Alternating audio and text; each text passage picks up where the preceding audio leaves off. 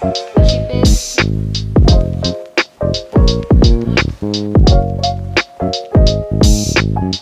Hi guys, welcome back to my YouTube video. I hope you guys are having an amazing day, whatever day you're watching this on.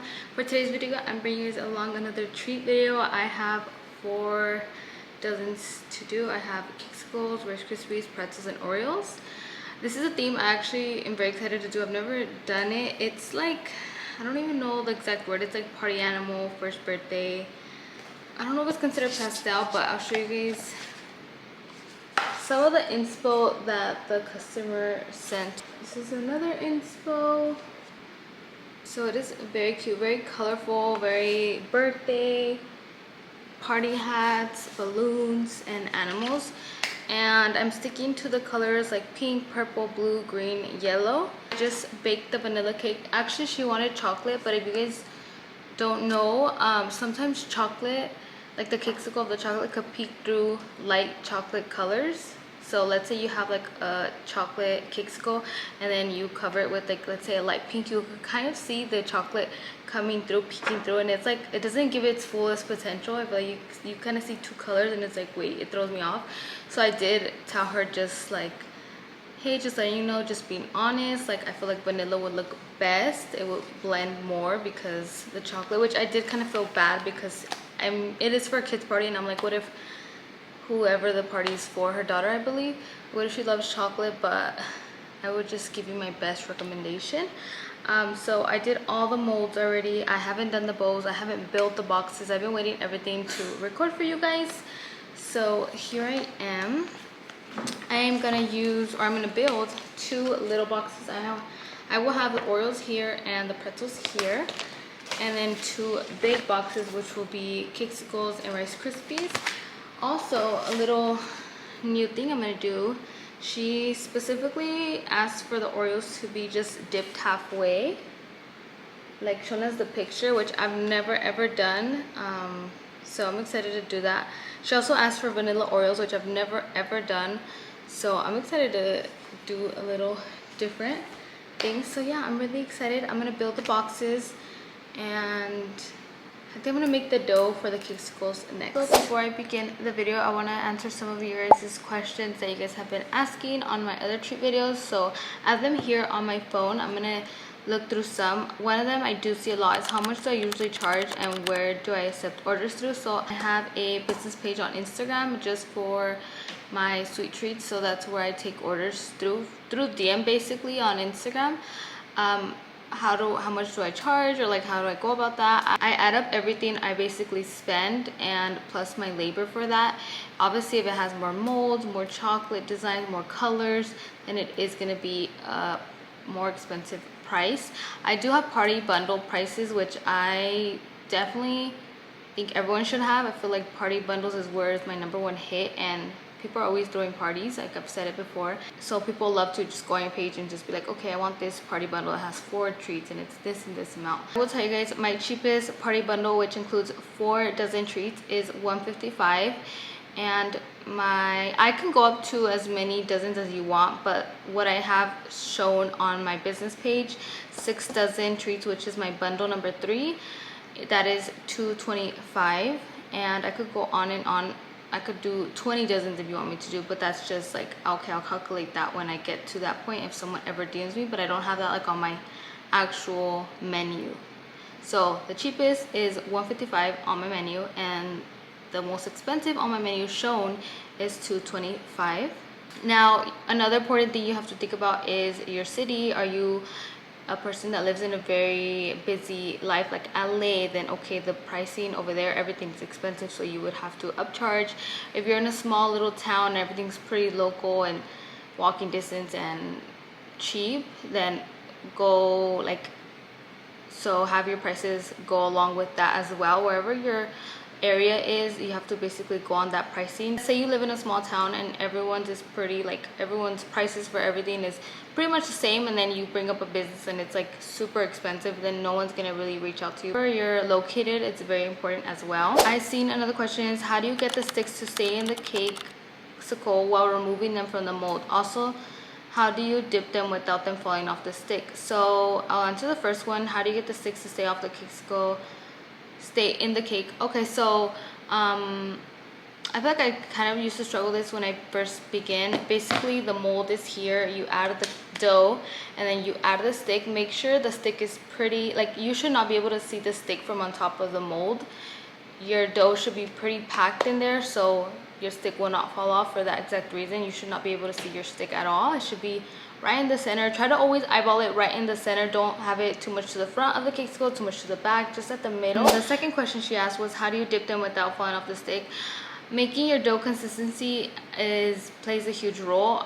My dough, when I first started, was very like moist, like too moist, that it was like too wet in a sense, so it would fall off the stick right away. So I'm not saying to have it dry, but have it a little moist but not excessively moist. So like right in the middle, meet it in the middle. Don't have it too moist or too dry, because obviously no one wants dry cake, and you don't want it too moist where it's falling off the stick. So either like slime or Play-Doh. You want the Play-Doh consistency. And all the videos I show, I usually show the consistency of my dough, which I will show you guys today as well. And it's very like, it's not too gummy. It's still a little dense, but not obviously too dense or it's like hard or something. So that's my tip for that. Another one is how I grow my business. Love your content, by the way. Thank you so much. Thank you for supporting. Growing your business, I feel like being consistent is very important. Keep posting on your business page every day, even if you don't get customers or clients or orders. Keep posting, post, because people will forget. People will automatically forget, and they'll just go to someone else that they see you're posting cuter, newer things. Very nice pictures does a lot for you, especially on social media. That's like a big role now. People do social media everywhere, and it's helped so many businesses from all over the world. So taking good pictures, good lighting, all of that helps. Even if you do some sales in the beginning, do very cheap orders, and like very, not quality cheap, I meant like cheap in price. And people will like, oh, okay, I really like this tree, I'm gonna start ordering from her. And then word of mouth is the biggest marketing technique ever. I learned that in school. I mean, even my day-to-day life, word of mouth is the biggest key of marketing. So word of mouth, promote yourself, stay consistent. This isn't really treat related, but someone did ask for my filming equipment. I do use the Sony ZV-1 for my vlogging camera. I also do use the Osmo Pocket sometimes here and there, and I just got a tripod from Amazon, which I do have in my Amazon storefront, and that's always linked in every single video. So if you guys are interested, that is literally my filming equipment. Nothing too special. Another one is, where do I get my food coloring, chocolate, tree boxes, ribbon? So I get molds, tree boxes, ribbon, food coloring from Amazon. Amazon. Love Amazon. It literally comes the next day, the same week. Like, love Amazon. I have so many orders on like molds and everything on there. My boxes, especially when it's like prime deals or sales and the boxes are on sale, I will add to cart, purchase. My chocolate, I order from Stover and Company, I believe. It's just an online chocolate website. I used to have a local bakery that I loved so much. She just retired literally last year in August, so it's been a year. And that's where I used to get all my chocolate. It was literally like 5 minutes from my house. It was amazing. And she retired, so she closed down her bakery. So that really sucked. So I had to find a new place, and a new place that the chocolate was good, because for all these years when I started, I was going to that bakery and she had a specific chocolate that I would use. So I had to get a brand new whole production for my chocolate, and I found Stover and Company. I've always followed them on Instagram. I just never purchased from them because I had literally a local bakery down the street. So when she had ended her bakery, I started ordering from there, and I love it. I buy in bulk. I buy like 25 pounds of chocolate, so it's amazing. I love it, and I feel like they give you a good price for what you're getting. You do get a lot. There's different options, and you can get just like a 5-pound little bag, or you could get like a 25-pound box, which is what usually I get for white chocolate. But yeah, that's where I get my chocolate and all my little supplies. How do I keep the chocolate smooth and at the right temperature for dipping, especially with working with strawberries, so they don't crack? So when your strawberries are cracking, if you notice they're cracking with chocolate, that means your chocolate is way too hot and your strawberry is too cold. So those two temperatures just clash and it just cracks. It's happened to me before, and at first I was like, why is this happening? Like what? Like I don't understand why it's doing that. And I figured out it was the chocolate temperature way too high, and obviously the strawberries are cool and fresh and cold, so they would literally crash. So just wait for the chocolate to get a little room temperature. I would, if I feel like it's too hot and I need to like get working, I'll add it in the fridge for a little bit and it'll cool down like no problem. So yeah, I do recommend that. That's why your chocolate is cracking on your strawberry, because the temperature is not right. She did ask, how do I know it's the right temperature? Oh no, how do you keep the chocolate smooth?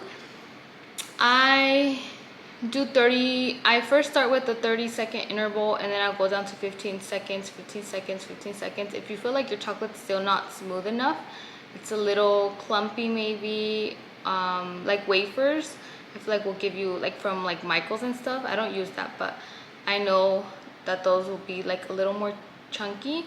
You can add Parma crystals. Those will smoothen out your chocolate a lot. I actually have those. I used to use those a lot, but until I found out my new chocolate and I love it, I don't have to add anything because it's just so perfect, so smooth. How long do you keep some treats in the fridge? Well, and after making them. So I don't really keep any of my treats in the fridge unless I feel like it's a really hot day. Like today, it's literally 100. I do have the AC blasting. I hope you guys can't hear it. I feel like it's a little loud in my house.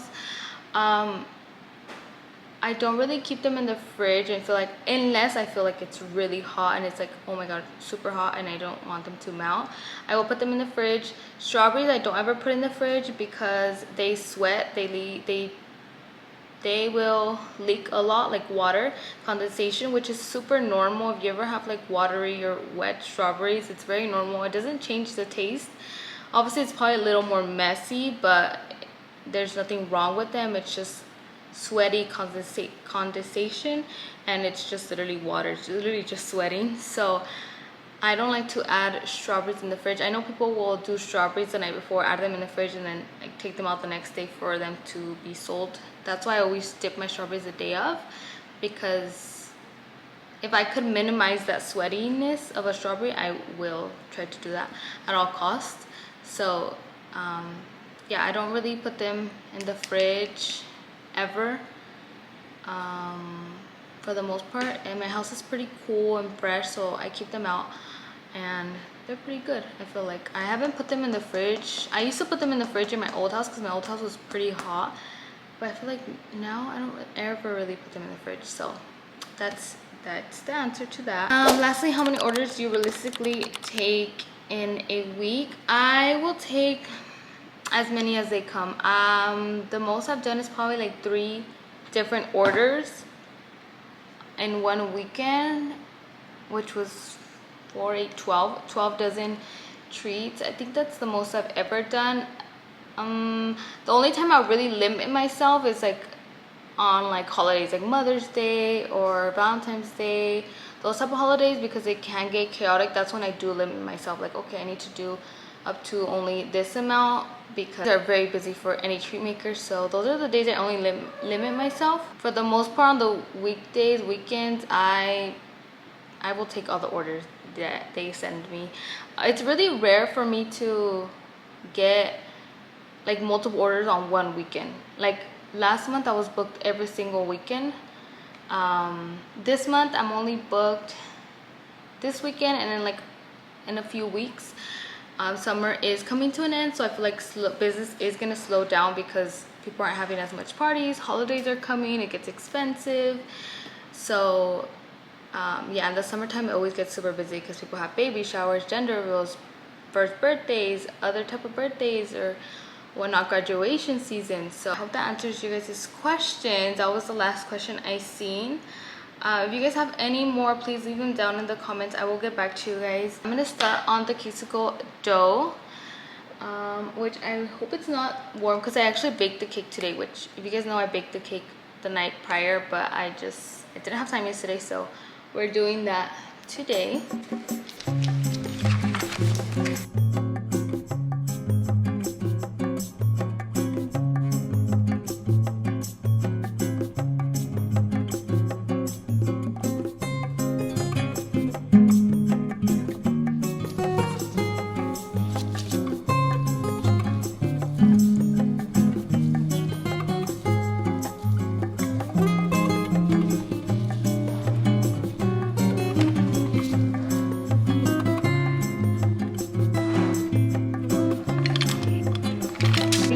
sat down right here because my back, it's the time of the month and my back is killing me.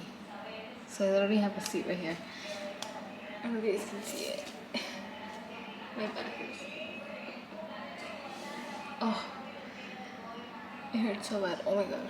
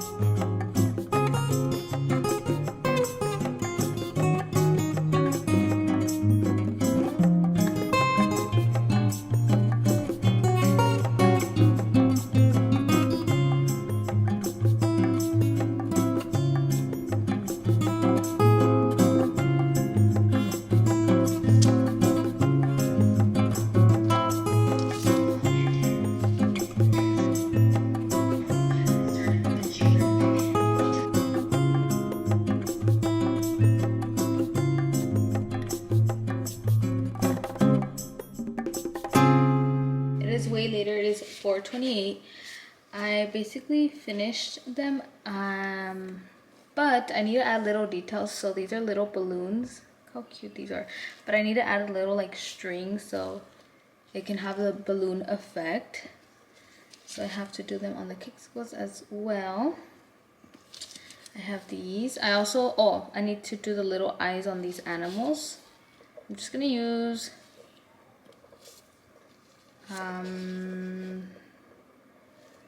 some black chocolate I have.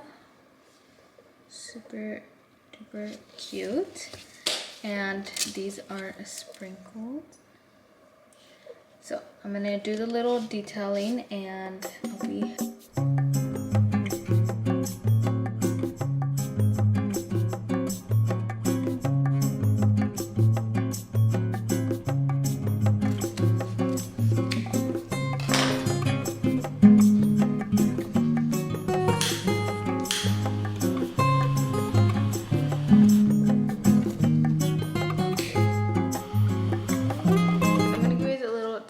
update. It is 7:36. I am cutting, perfecting, detailing the bows.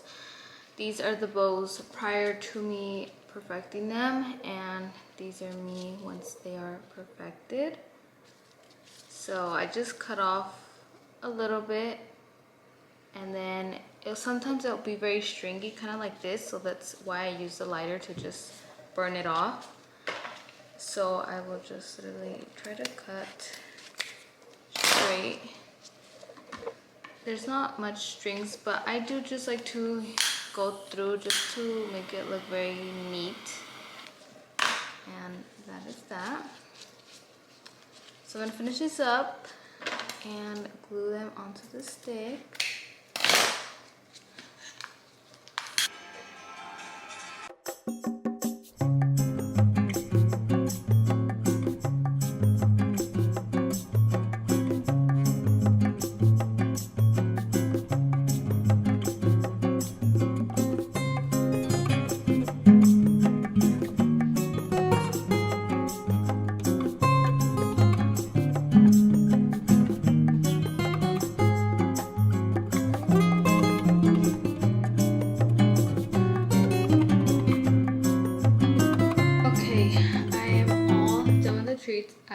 finished the treats, cleaned up the kitchen, and I'm about to take off makeup.